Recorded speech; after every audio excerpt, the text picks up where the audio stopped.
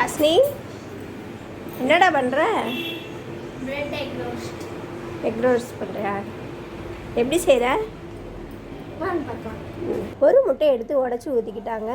முட்டைக்கு தேவையான அளவுக்கு உப்பு சேர்த்து இதை நல்லா மிக்ஸ் பண்ணி எடுத்துக்கிட்டாங்கங்க. பாருங்கள், இந்த அளவுக்கு நல்லா மிக்ஸ் பண்ணி எடுத்தோடனே அடுப்பில் கடாயை வச்சு கடாய் நல்லா சூடேறவும் ப்ரெட்டை நல்லா 2 பக்கமும் முட்டையில் டிப் பண்ணி எடுத்துக்கிட்டாங்க.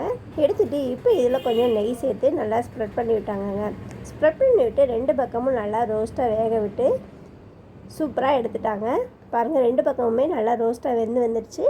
இப்போ இதை எடுத்து அவங்க ஸ்மைலி பொம்மை வச்சு சூப்பராக டெக்கரேஷன் கூட பண்ணிட்டாங்கங்க. சாஸ் வச்சு நல்லா ஸ்மைலி பொம்மை போட்டாங்க. பார்க்குறதுக்கு ரொம்பவுமே சூப்பராக இருந்துச்சு. நீங்களும் செஞ்சு ட்ரை பண்ணி பாருங்கள். எப்படி இருந்துச்சுன்னு கமெண்ட்ஸில் சொல்லுங்கள் ஃப்ரெண்ட்ஸ்.